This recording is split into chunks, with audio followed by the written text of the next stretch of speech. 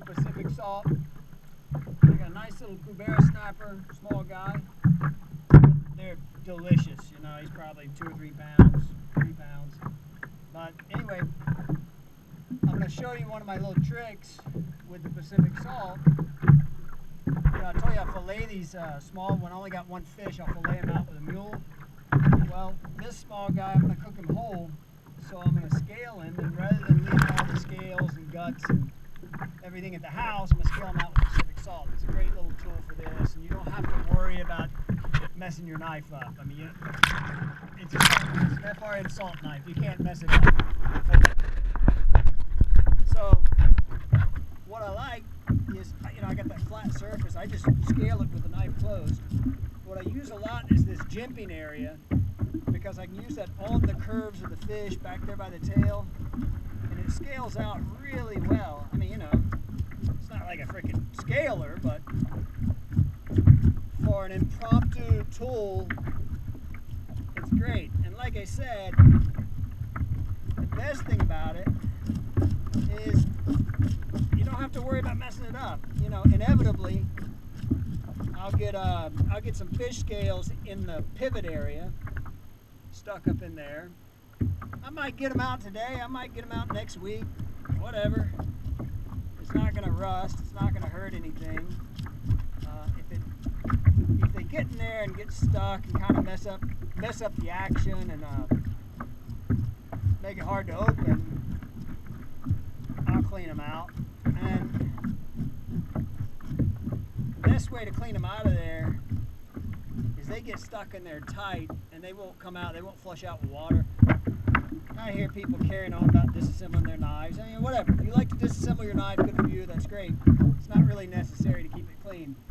I do like to, what you need to do on these is you just take a Torx wrench. It's a, I don't know what size it is, whatever. You loosen that up a hair and you give it enough space in the pivot area and you just blow it out with water and tighten it back down, you're good to go.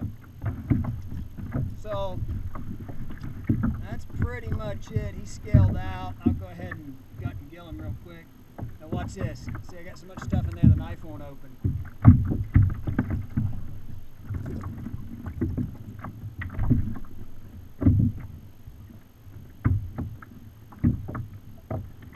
I can see the piece. That's one thing too. You know, we had a discussion about this the other day on the forum. One thing I like about a lockback for this kind of work is it lets you know when it's not locking up. Now, bam, I got the scale out of there, I know what's going on. With a liner lock, you can get fooled by that, think you've got a good lockup when you really don't, and end up cutting yourself, which nobody wants. So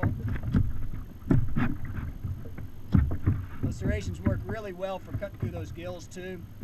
You don't have to, you know, with a plain edge knife, you got to rip and pull, and man, you got legs and arteries and stuff here. You don't want to be pulling too hard on that. Like my brand new shirt. Oh. Rip all that stuff out. Good to go. And again, the beauty of this knife. You want to see cleanup? That's it.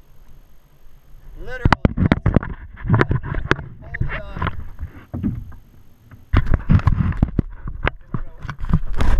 The knife will get folded up. It'll go into my waistband. And I'll go home and I'll throw it on the counter and I'll fish with it again tomorrow. You know? It's going to stink. So if you don't like stinky knives, you need to do a little more cleanup than that. But, you know, as far as maintaining the knife and keeping it in good working order, that's all it takes. So, anyway, that's it.